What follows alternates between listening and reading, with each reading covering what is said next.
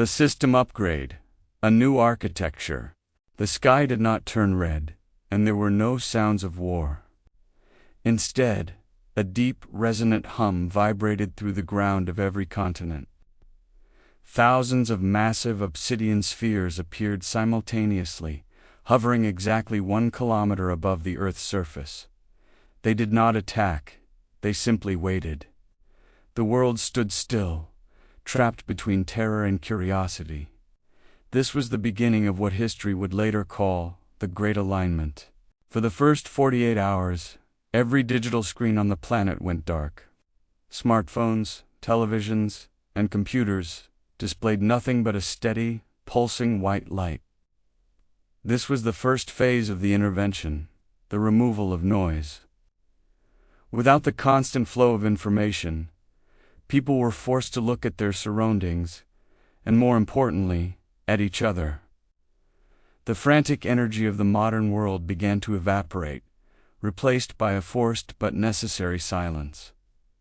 On the third day, the spheres began to project a low-frequency signal that acted as a global translator. A voice, calm and mathematically precise, filled the atmosphere of the planet. It explained that they were not invaders, but cosmic auditors, who had been watching our progress for millennia. They stated that humanity had reached a critical system error where consumption had outpaced evolution. The architects had arrived to offer a structural upgrade to our civilization. The message was clear: Earth was a masterpiece of biological engineering. But the human social operating system was obsolete. We were using primitive logic to manage advanced technology, leading to inevitable collapse. The architects proposed a 10-step plan to redesign the foundations of our existence. They called it the logic era, a time where precision would replace emotion in the management of the planet. The first major change was the restoration of the natural world. Huge machines, invisible to the eye but powerful in effect, began to scrub the atmosphere of carbon and toxins. Within days, the air became so clear that stars were visible from the center of the largest industrial cities. This was a lesson in environmental architecture. A system cannot function if its host environment is dying. Humans watched in silence as the planet began to breathe again. Next, the architects addressed the concept of infrastructure. They showed us holograms of cities that functioned like living organisms, where energy moved without waste. They dismantled our inefficient power grids and replaced them with resonance technology that drew energy from the planet's rotation. They taught us that true efficiency is silent and invisible. A perfect system does not scream for attention. It simply works in the background. The third phase was the most difficult for humanity to accept: the restructuring of time. The architects explained that the 8-hour workday was a relic of the industrial past that destroyed human focus. They introduced a new rhythm based on high-intensity output followed by deep recovery. They taught us that 3 hours of absolute focus are more valuable than 12 hours of distracted labor. This was the beginning of the deep work revolution. As the weeks passed, the fear of the unknown was replaced by the excitement of the possible. Schools were redesigned to teach logic, system thinking, and emotional regulation. Children were no longer taught to memorize facts, but to understand the connections between different fields of knowledge. They were trained to be specialists of reality, individuals who could see the invisible architecture behind every problem. The fourth phase focused on the mastery of language and communication. The architects revealed that most human conflicts were caused by semantic noise, the use of imprecise words to express complex feelings. They introduced a universal protocol for clarity, where honesty and precision were valued above ego. People began to speak less, but when they did speak, their words carried the weight of absolute truth. Money, as we knew it, was the fifth system to be upgraded. The architects replaced debt-based currency with a contribution credit system. In this new economy, wealth was a direct measurement of the value an individual provided to the collective system. You could not hoard credits. You could only use them to further your education or improve your environment. This eliminated the concept of poverty and the motivation for greed. The sixth phase involved the optimization of human health and biology. The obsidian spheres emitted a specific light frequency that repaired cellular damage caused by poor nutrition and stress. However, the architects insisted that technology was only half the solution.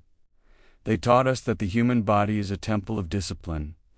They provided the blueprint for a lifestyle that balanced physical strength with mental clarity. By the seventh month, the physical transformation of the planet was nearly complete. Forests had returned to the deserts, and the oceans were teeming with life that had been extinct for decades. But the architects warned that a beautiful garden is useless if the gardener is still chaotic. The eighth phase was the mental audit, where every person had to confront their own internal distractions. This was a time of deep meditation and psychological rebuilding. People were encouraged to sit in silence for hours, observing the movement of their own thoughts. They learned to identify the virus of negative thinking and delete it from their mental hard drives. The goal was to reach a state of high clarity, where the mind is as still and reflective as a mountain lake. The ninth phase was the integration of global knowledge. All the information in the world was organized into a transparent, decentralized network called the archive. There were no more secrets, no more hidden agendas, and no more propaganda. Every citizen had access to the total sum of human and cosmic understanding. Ignorance became a choice rather than a condition, and most people chose to learn. Finally, the 10th phase arrived, the departure. The architects announced that the upgrade was finished, and the version 2.0 of humanity was ready to go live. They explained that they would not stay to rule over us, as that would prevent our true growth. A system that depends on a master is not a free system. They had provided the tools and the architecture, but the maintenance was now our responsibility. On the final day, the obsidian spheres began to rise into the upper atmosphere, glowing with a soft, iridescent light. The world watched from the ground, no longer afraid, but filled with a profound sense of gratitude. As the spheres disappeared into the deep black of space, the silence returned, but it was no longer the silence of fear. It was the silence of a perfectly tuned machine, ready to begin its work. The legacy of the architects was not the technology they left behind, but the mindset they instilled in the survivors. We realized that we were the architects of our own destiny. Every action, every word, and every thought was a brick in the construction of our new reality. We were no longer drifting through history. We were designing it with intentionality and precision. In the years that followed, the logic era flourished. Humans traveled to other planets, not as conquerors, but as ambassadors of a balanced civilization. We looked back at the old world, the world of noise and chaos, as a distant, blurry memory. We had finally learned the most important lesson of all, that the universe is a system of perfect order, and our only job is to align ourselves with it. The story of the Great Alignment is taught to every child as a reminder of our potential. It reminds us that we are capable of extraordinary things when we stop fighting and start building. The spheres are gone, but their shadow remains in the way we think, the way we speak, and the way we live. We are the guardians of version 2.0, and the architecture is holding strong. This is the state of the world today, a place of clarity, purpose, and infinite growth. We do not work for survival, we work for evolution. We do not speak to be heard, we speak to be understood. The architects gave us a mirror, and for the first time we liked what we saw. The upgrade is complete, the system is stable, and the future is finally ours to design.